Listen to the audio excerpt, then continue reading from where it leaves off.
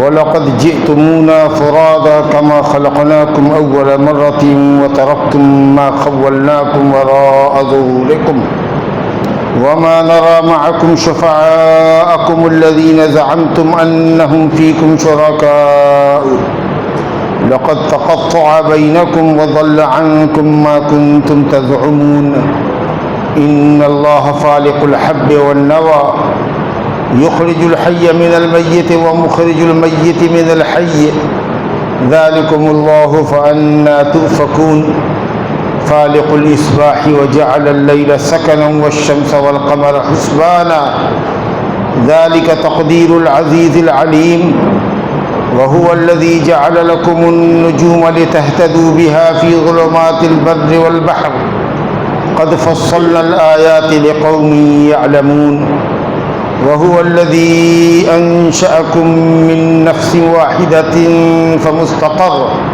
فمستقر ومستودع قد فصلنا الآيات لقوم يفقهون.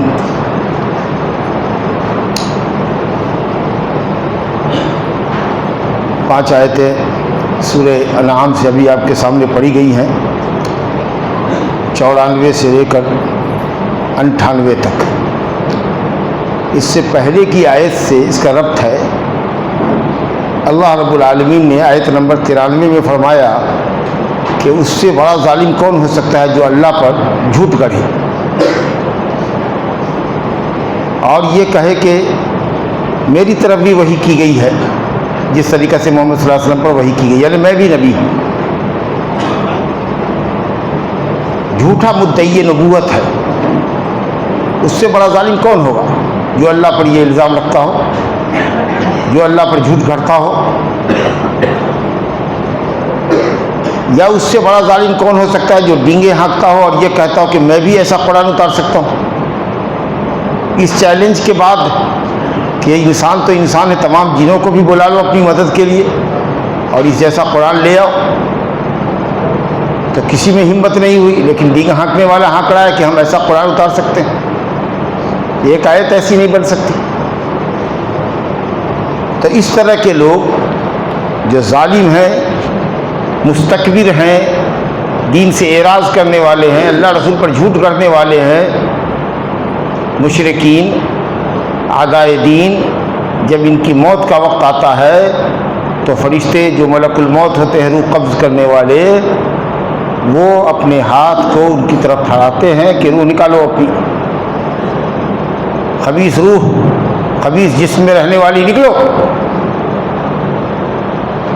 اور نہیں نکلتی ہے روح، جسم میں بھاگتی دوڑتی ہے.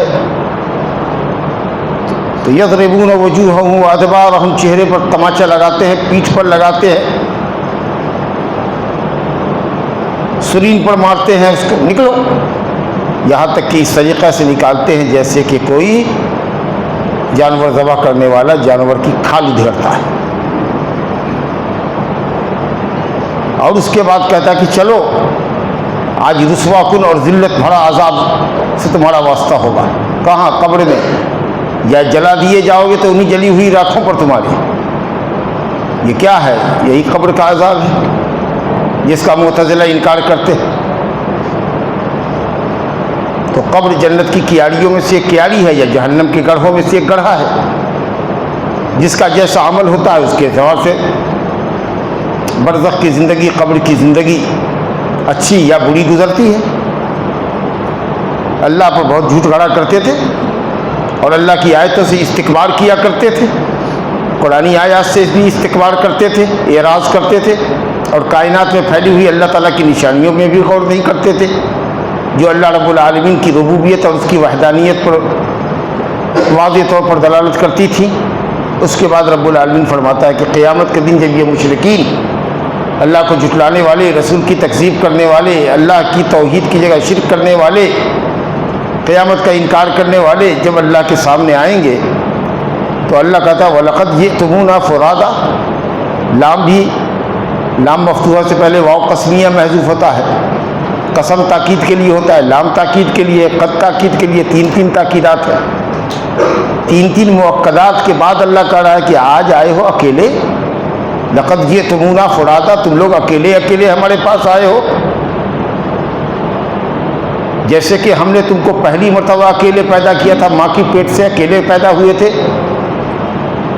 جاہو حشم تو دور، نوکر چاکر تو دور، مال و اسباب تو دور، عہدہ پیسہ تو دور، جس میں کپڑا بھی تمہارے نہ تھا جب ماں کے پیٹ سے نکلے تھے، تو ننگے دھرنگے نکلے تھے، پاؤں میں جوتا نہیں تھا، سر پہ ٹوپی نہیں تھی، بدن ننگا تھا، ختنہ بھی کیا ہوا نہیں تھا تمہارا۔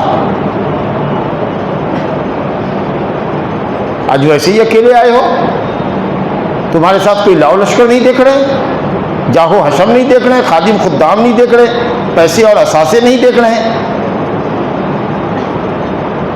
اسی مضمون کو قرآن نے دوسرے مقام پر فرمایا سورہ مریم میں، وَكُلُّهُمْ آتِيهِ يَوْمَ الْقِيَامَةِ فَرْدًا، ان میں سے مشرکین کو ہر ایک کو ہم ایک ایک کر کے بلائیں گے، ایک ایک کر کے حاضر کریں گے، لائیں گے، سب اکیلے اکیلے آئے گا۔ کما بدانا اول خلق نعیدہ، جس طریقے سے اللہ نے پہلی تخلیق کی ہے ویسے ہی وہ اللہ پلٹائے گا تم کو۔ انسان پیدا ہوگا تو ننگا پیدا ہوگا، یہ قبر سے اٹھے گا تو حافی القدمین حاصر الراس، نہ سر پہ ٹوپی ہوگی نہ پیر میں جوتا ہوگا، ننگا ہوگا، غیر مختون ہوگا، غیر مختون، بغیر خطرہ کیا ہوا۔ حضرت عائشہ رضی اللہ عنہ نے کہا یا رسول اللہ تو بڑی بے شرمی کا دن ہوگا۔ کہا نہیں نہیں نہیں، عذاب اتنا سخت ہوگا، دن اتنا سخت ہوگا کہ جدھر جس کی نگاہ اٹھی ہوئی ہوگی وہ ادھر ہی اٹھی رہے گی، کوئی اپنی طرف نیچے دیکھے گا ہی نہیں، دوسرے کو کیا دیکھے گا، بڑا سخت دن ہوگا۔ مہطعین مقنعی رؤوسہم لا یرتد الیہم طرفہم وافئدتہم ہوا، سب کے دل اڑے ہوئے ہوں گے، آنکھیں پتھرائی ہوئی ہوں گی، کلیجہ منہ کو آیا ہوگا، اور سب سے پہلے حضرت ابراہیم خلیل اللہ علیہ السلام کو کپڑا پہنایا جائے گا۔ تو اللہ کہے گا کہ آج اکیلے اکیلے آئے ہو، فرادہ فرد کی جمع ہے، جیسے سکارا سکران کی جمع ہے۔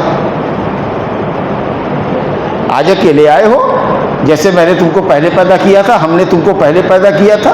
اللہ تعالیٰ جو کہتا ہے ہم یہ تاکید تعظیم کے لیے۔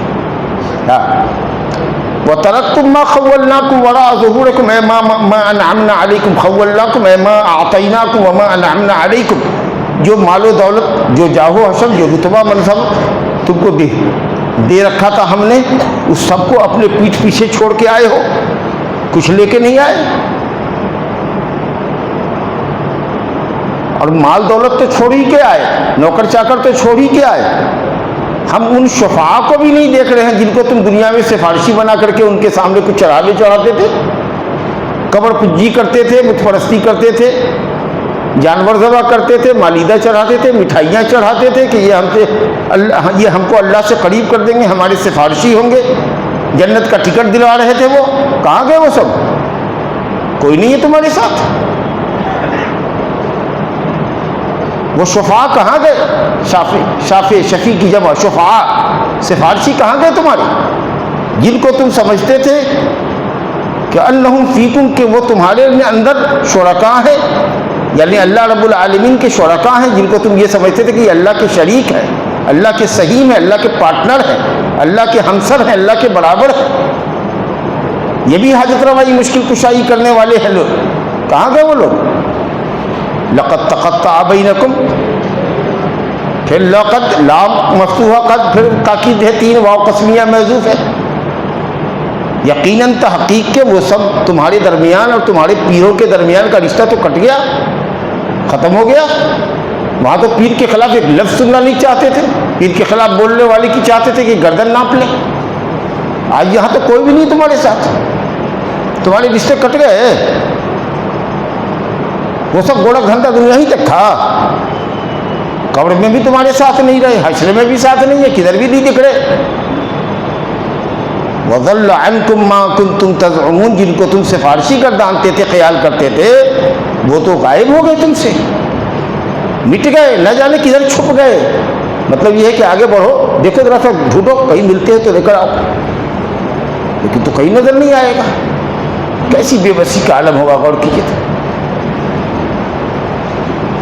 اس کے بعد اللہ رب العالمین اپنی کمال قدرت، کمال ربوبیت کمال صناعی، عظیم سلطنت اور عظیم کاریگری کو بیان کر رہا ہے جو اللہ رب العالمین کی ربوبیت پر اور پھر وہ الوہیت پر دلالت کرتی ہے کہ اللہ ہی کائنات کا رب ہے، اور یہ چیزیں جو اللہ نے یہاں پر ذکر کی ہیں اپنی صنعت اور کاریگری کی، جو عجیب و غریب باتیں ذکر کی ہے، اللہ کے سوا اس پر کوئی قادر نہیں ہے، اور جو ایسا صناع ہے، جو ایسا خلاق ہے، یقیناً وہی معبود حقیقی ہے۔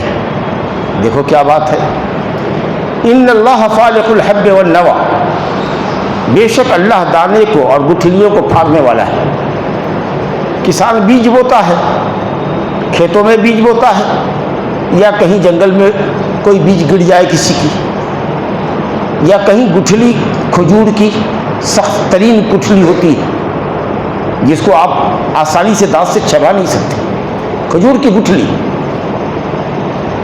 اس کو زمین میں آدمی روک دیتا ہے، زمین میں ڈال دیتا ہے، پانی وغیرہ ڈال دیتا ہے۔ کون ہے جو دانے کو پھاڑ کر اس میں سے بالیاں نکالتا ہے؟ دانے سے پودا نکالنے والا اور گٹھلیوں سے پیڑ نکالنے والا اللہ کے سوا کون ہے؟ ایک ایسی گٹھلی پیدا کر دو، ایک ایسا دانہ پیدا کر دو، اس کو اگا دو۔ تم مصنوعی چاول تو بنا رہے ہو، لیکن ذرا اس سے دھان کا پودا نکلتا ہوا دکھا دو۔ کئی طرح کی چیزوں کو ملا کر کے ایک اسمبلنگ کر لیا، شوگر لیس ہے بھائی، یہ ہے، ایسا ہے۔ دانہ وہ جس میں اگنے کی صلاحیت ہو، جس میں پودا اگانے کی صلاحیت ہو، ویسا دانہ سوائے اللہ کے کوئی بنا ہی نہیں سکتا جی۔ تو وہی اللہ ہے جو دانے کو پھاڑ کر کے اس میں سے پودا نکالتا ہے، اور گٹھلیوں کو پھاڑ کر کے درخت نکالتا ہے۔ یہ دانہ جو بے جان ہے، جس میں نمو بڑھنے کی صلاحیت نہیں ہے، سوکھا دانہ ہے، ایک طرح سے مردار ہے، گٹھلی ایک طرح سے مردار ہے، اس مردار اور بے جان سے اللہ رب العالمین بڑھنے والا، گروتھ کرنے والا پودا اور درخت نکالتا ہے، جو جس کو زندہ کر لو تو بڑھ رہا ہے، حیات ہے تب نہ بڑھ رہا ہے، جبکہ دانہ نہیں بڑھ رہا تھا، گٹھلی نہیں بڑھ رہی تھی، تو وہ دانہ جو خشک تھا، وہ گٹھلی جو خشک تھی، یہ مردہ ہے، اور اس سے نکلنے والا پودا جو بڑھ رہا ہے، جس میں بالیاں آ رہی ہیں، جس میں پھل آ رہے ہیں، جس میں تنے بن گئے، شاخیں بن گئی، پتے بن گئے، یہ سب زندہ۔ تو اللہ ہی ہے جو دانے کو اور گٹھلیوں کو پھاڑنے والا ہے۔ آگے اسی کی وضاحت ہے، یخرج الحی من المیت، وہ زندے کو مردے سے نکالتا ہے اور مردے کو زندے سے نکالتا ہے۔ تم نے دیکھا گٹھلی سے پیڑ نکل گیا، دانے سے پودا نکل گیا، اور پھر اس دانے سے، پھر اس پودے سے دانہ نکلے گا، اور پھر اس پھل سے، اس درخت کے پھل سے پھر گٹھلی نکلے گی۔ تمہارے بے جان نطفے سے اور بے جان انڈے سے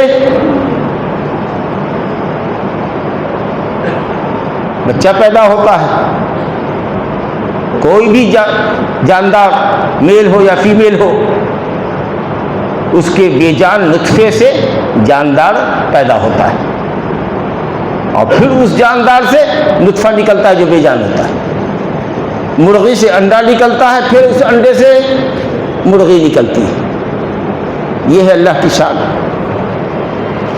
ذالکم اللہ، یہ ہے اللہ کی شان، ذالکم اللہ، یہی صفت ہے اللہ کی، یہ صرف اللہ ہی کرتا ہے، اس لیے وہی معبود ہے، وہی عبادت کا اکیلا مستحق ہے۔ فَأَنَّا تُؤْفَكُونَ، کہاں بھٹک رہے ہو، کہاں ٹامک ٹوئیاں مار رہے ہو، اللہ کا در چھوڑ کے کدھر بھٹک رہے ہو، کس کی پرستش کرنے جا رہے ہو؟ اتنی قدرت والے اللہ کو چھوڑ کر پاکھنڈیوں کے سامنے سجدہ ریز ہو، مجبور انسانوں کے سامنے سجدہ ریز ہو۔ خالق الاصباح، آگے دیکھیے، وہ اللہ ہی ہے جو صبح کو رات کے اندھیرے سے ظاہر کرتا ہے، رات کے اندھیرے کو چھانٹتا ہے اور دن کی سفیدی لاتا ہے، اور کمال قدرت ہے، سڈنلی رات کا اندھیرا ختم کر کے سورج نہیں نکالتا،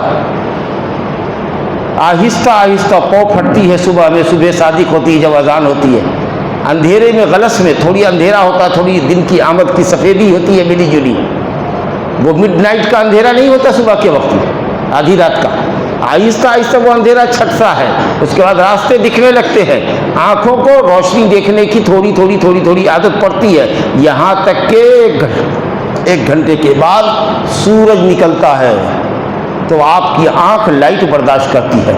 رات کے اندھیرے کے بعد سوئے اور اچانک سے اگر دن کے اجالے پر نظر پڑے تو آپ کی آنکھ کی لائٹ ختم ہو جائے گی۔ یہ اللہ کی قدرت ہے جو صبح صادق سے لے کر کے آفتاب کے نکلنے وقت تک کا جو وقت رکھتا ہے اس کو اجالا بھی رکھتا ہے، ٹھنڈا بھی رکھتا ہے، اور آنکھوں کو میچور کرتا ہے کہ تم اس اجالے کو دیکھو، اور دیکھتے دیکھتے آہستہ آہستہ سورج نکلتا ہے اور پھر سورج ڈوبتا ہے۔ اس کے بعد تھوڑی دیر کے لیے تھوڑا اندھیرا ہوتا ہے، آنکھ آہستہ روشنی میں جو دن بھر رہی ہے تو اب ڈارک کو برداشت کرنے کے لائق ہوتی ہے۔ اس کے بعد 9 بجے 8 بجے کے بعد پھر اندھیرا گہرا ہوتا ہے تو آنکھ کی لائٹ ستارے کی روشنی سے دیکھنے کے لائق ہوتی ہے۔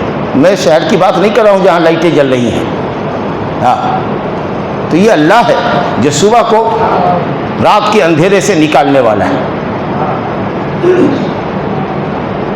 وَجَعَلَ اللَّيْلَ سَكَنًا، اور وہ اللہ ہی ہے جس نے رات کو اندھیری تاریک بنائی تاکہ تم سکون کے ساتھ رات میں سو سکو۔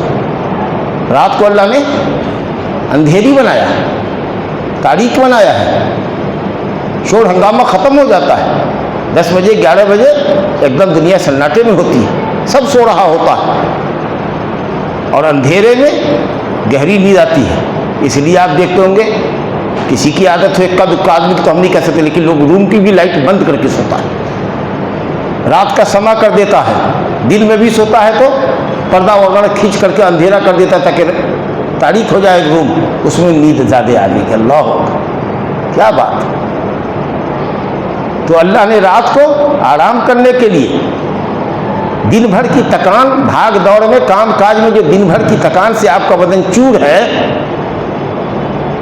اس سے جسم کو آرام دینے کے لیے کہ کل کی صبح میں پھر آپ چاق چوبند ہو کر کے پوری قوت آپ کی بحال ہو جائے اور پھر سے ایک دم تازہ دم ہو کر کے دوسرے دن کا آپ استقبال کریں اور اپنی دنیا میں بھاگ دوڑ کریں۔ اس کے لیے اللہ تعالیٰ نے دن آنے سے پہلے رات بنائی ہے تاکہ آپ سو لیں اور آج کے دن کا تھکان آپ کا دور ہو جائے اور پھر آپ تازہ دم ہو کر کے کل کے لیے تیار ہوں۔ دن کو اللہ نے روشن بنایا ہے تاکہ آپ کام کاج کر سکیں، دنیا کما سکیں، بھاگ دوڑ کریں اپنی ضرورتوں میں، اور رات کو اللہ نے تاریک بنایا ہے تاکہ آرام کر سکیں۔ هو الذی جعل اللیل سکنا والنہار مبصرا، اللہ نے رات کو پرسکون بنایا اور دن کو روشن بنایا۔ تھوڑی دیر کے لیے غور کیجئے کہ اگر ہمیشہ رات ہی رات ہوتی، کبھی دن نہیں ہوتا، تو کیا انسان کا حال ہوتا؟ سو سو کر کے برا حال ہوتا، کہاں جاتا، پاگل ہو جاتا اگر صرف رات ہوتا، اور اگر صرف دن ہی دن ہوتا، رات نہیں ہوتی، تب کیا حال ہوتا؟ قل ارأيتم ان جعل الله عليكم الليل سرمدا الى يوم القيامة من اله غير الله يأتيكم بضياء افلا تسمعون۔ قل ارأيتم، کہیے کیا خیال ہے تمہارا، ان جعل اللہ علیکم النہار سرمدا الى یوم القیامة من الہ غیر اللہ یأتیکم بضیاء، اگر زندگی بھر ہمیشہ سرمد ابد الآباد، ہمیشہ کے لیے اگر پوری دنیا جب تک دنیا قائم اگر رات ہی رات رہتی تو دن کا اجالا کون لاتا اللہ کے سوا، اور اگر دن ہی دن رہتا تو پھر رات کون لا سکتا تھا جس میں تم آرام کرتے؟ افلا تبصرون۔ ومن رحمته جعل الليل والنهار سكنا والنهار مبصرا لتبتغوا سكنا ولتبتغوا من فضله، اللہ نے دن اور رات بنایا، یہ اللہ کی بہت بڑی رحمت ہے تاکہ رات میں آرام کر سکو اور دن میں روزی تلاش کرو۔ سورہ قصص میں آیت 71 72 73 لگاتار آیتیں، دیکھو اللہ کی قدرت۔ اور سورج اور چاند کو اللہ رب العالمین نے تمہارے حساب و کتاب کے لیے رکھایا، وقت کو، دن کو، ہفتے کو، مہینہ کو سمجھتے ہو کون مہینہ ہے، کون سی تاریخ ہے، تمہاری عبادتوں کا وقت، اور تمہارے مہینے عبادتوں کے شروع کب ہوتے ہیں؟ چاند سے۔ بقیہ اوقات تمہارے تاریخ وغیرہ کیلنڈر چینج ہوتا ہے چاند سے، سورج سے، اور یہ سب اپنے اپنے مدار پر گھوم رہے ہوتے ہیں، اور جب تک اللہ کو دنیا چلانی ہے اس وقت تک یہ نظام اتنا لگا بدھا ہے کہ کبھی بھی یہ سب اپنے دھوری سے، اپنے محور سے ہٹیں گے نہیں، کبھی سورج اور چاند سے ٹکرائے گا نہیں۔ یہ ٹکرائے گا قیامت کے دن۔ کیسا لگا بتا نظام ہے، نہ سورج چاند سے 1 منٹ آگے ہو سکتا ہے، نہ 1 منٹ وہ پیچھے، جس کا جو ٹائم ہے اسی ٹائم پر نکلے گا۔ والشمس تجری لمستقر لها ذلك تقدیر العزیز العلیم۔ اور اللہ نے کہا والقمر قدرناه منازل حتى عاد كالعرجون القدیم۔ چاند نکلتا ہے ایک دم باریک سا ہوتا ہے، آہستہ آہستہ آہستہ 14 دن میں وہ مکمل ہو جاتا ہے، اب پھر 15واں دن سے کرتے کرتے کرتے کرتے کرتے 28 تاریخ کو جا کر کے پھر ڈوب جاتا ہے، اور پھر 1 دن چھپا رہتا ہے، کبھی 2 دن چھپا رہتا ہے، اور اس کے بعد پھر نئے مہینے کا چاند بن کر کے نکلتا ہے۔ کیا نظام ہے اللہ رب العالمین! یہ سب اللہ عزیز و علیم کا لگا بدھا ہوا اور بنایا ہوا نظام۔ آگے فرمایا وَهُوَ الَّذِي جَعَلَ لَكُمُ النُّجُومَ لِتَهْتَدُوا بِهَا فِي ظُلُمَاتِ الْبَرِّ وَالْبَحْرِ۔ وہی اللہ ہے جس نے ستاروں کو تمہارے لیے خشکی اور تری سمندر کے اندھیروں میں راہ یابی کا ذریعہ بنایا۔ جس زمانے کے اندر لائٹ نہیں تھی، اندھیری گھٹا ٹوپ اندھیری ہوتی تھی دیہاتوں کے اندر ہم لوگوں کے، تو وہی جو ستارہ آسمان میں ہوتا تھا، یہ لائٹ آنکھ کی جو ہے وہ ستارے کی انتہائی مدھم روشنی زمین پہ آتی تھی، اس سے ہم لوگ اپنے گھروں میں جاتے، کبھی کبھی گلی بھول جاتے، گھر بھول جاتے تو آگے جاتے، پھر لوٹ کر کے آتے تو غور سے دیکھتے تو یہی ہمارا گھر ہے۔ تو خشکی کے اندھیروں میں ہم ستارے سے روشنی اور ہدایت لیتے، راہ کی ہدایت لیتے، راہ کی ہدایت لیتے، اور سمندر میں جہاز راہ آج کے بھی آدھونک دور میں نکل نکل کر کے دیکھتا ہے ستاروں کو کہ کس ڈائریکشن میں جا رہا ہے، اس کو معلوم ہے کہ کون ستارہ کدھر نکلتا ہے، باقاعدہ اس کا علم ہے کہ کون ستارہ کس ڈائریکشن میں نکلتا ہے اور کب کون ستارہ کہاں پہ ہوتا ہے، تو اس وقت کیا ٹائم ہوتا ہے۔ جب گھڑیاں نہیں تھی تو آدمی کیسے افطار کرتا تھا، سحری کرتا تھا، اور دیکھتا تھا ستاروں کو، کہتا تھا کہ اب تھوڑا ہی وقت رہ گیا ہے صبح صادق طلوع ہونے جی۔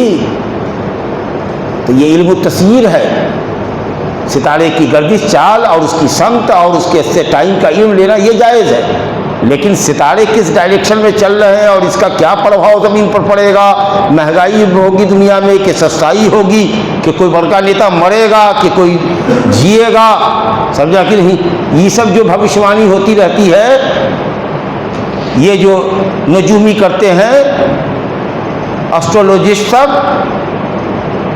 اور انگلیوں کو دیکھ کر کے، ہاتھ کے نشانوں کو دیکھ کر کے قسمت کا حال بتانے والے مکار کاہن نجومی سب، یہ سب کفر ہے، یہ سب سحر ہے، اس کی تصدیق کرنے والا دائرہ اسلام سے خارج ہے۔ ہاں ڈائریکشن ستارہ کدھر ہے، کس رخ پہ نکلا ہوا ہے، کیسے چلنا ہے، آج بھی جہاز راہ ستارے کی گردش سے اور ستارے کے طلوع و غروب سے اور کس سمت میں نکلا ہوا ہے وہ اپنی جہت سفر متعین کرتا ہے کہ ہم کدھر جا رہے ہیں اور ہم کو کدھر جانا چاہیے، ہم کہیں غلط سمت میں تو نہیں جا رہے۔ تو اللہ کہتا ہے کہ خشکی میں اور تری میں، سمندر میں ہم نے ستارے کو رایابی کا ذریعہ بنایا ہے۔ ایک حکمت تو یہ ہے، اور 2 اور حکمتیں ہیں جن کو اللہ تعالیٰ نے دوسرے مقام پر فرمایا، اِنَّا زَيَّنَّا السَّمَاءَ الدُّنْيَا بِزِينَةٍ لِلْكَوَاكِبِ وَحِفْظًا مِّن كُلِّ شَيْطَانٍ مَارِدٍ وَلَقَدْ زَيَّنَّا السَّمَاءَ الدُّنْيَا بِمَصَابِيحَ وَجَعَلْنَاهَا رُجُومًا لِلشَّيَاطِينِ وَأَعْتَدْنَا لَهُمْ عَذَابَ السَّعِيرِ۔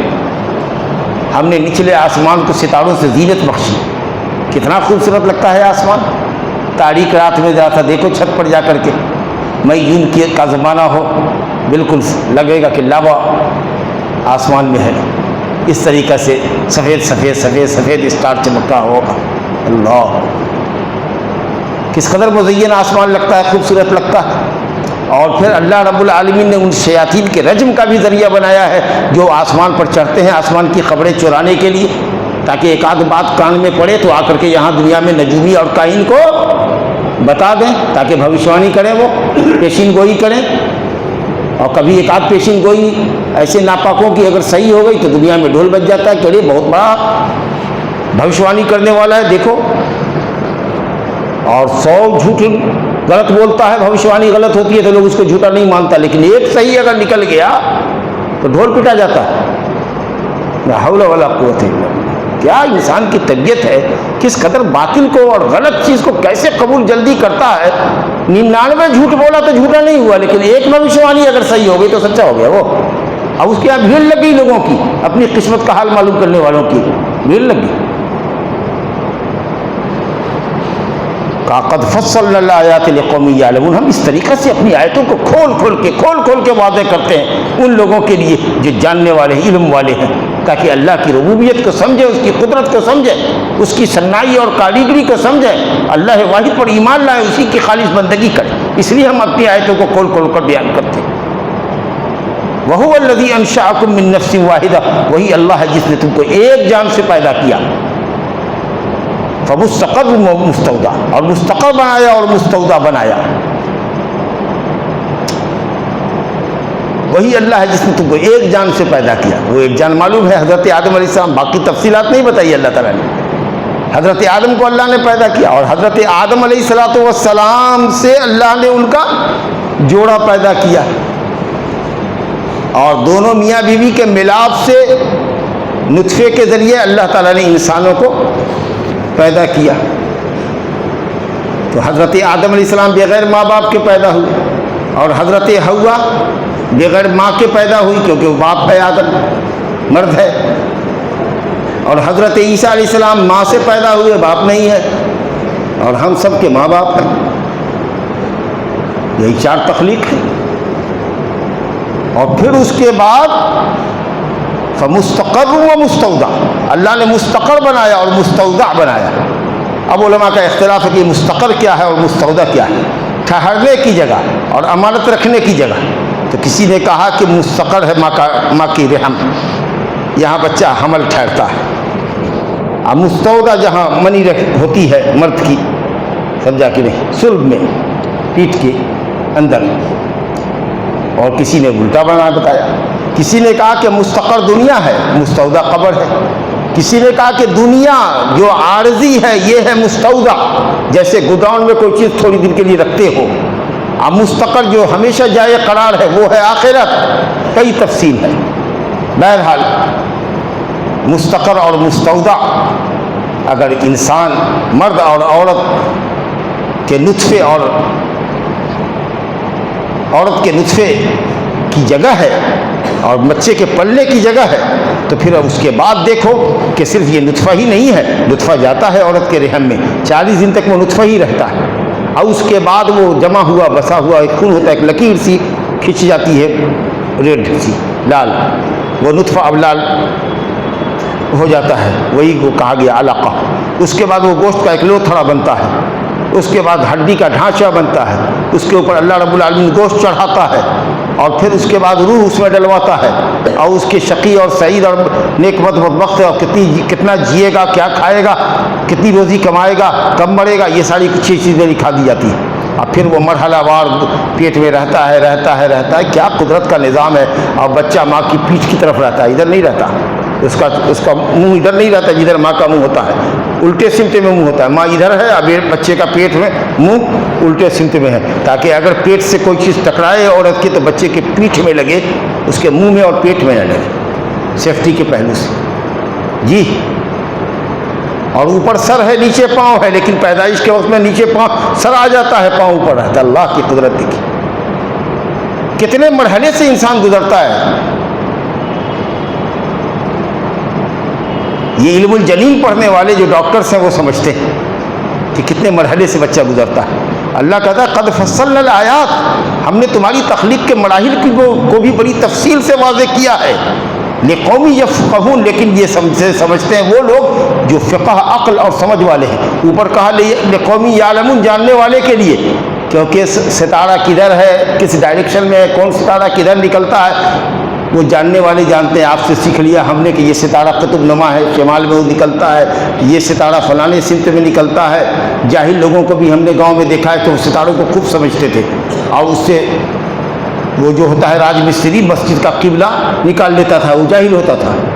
جی، اور کتنا وقت ہوا ہے، کون سا ستارہ کہاں آ گیا ہے، اور یہ اس موسم میں اب اتنا بج رہا ہوگا، اتنا بج رہا ہوگا، یہ عام لوگ بھی جان لیتے ہیں علم والے۔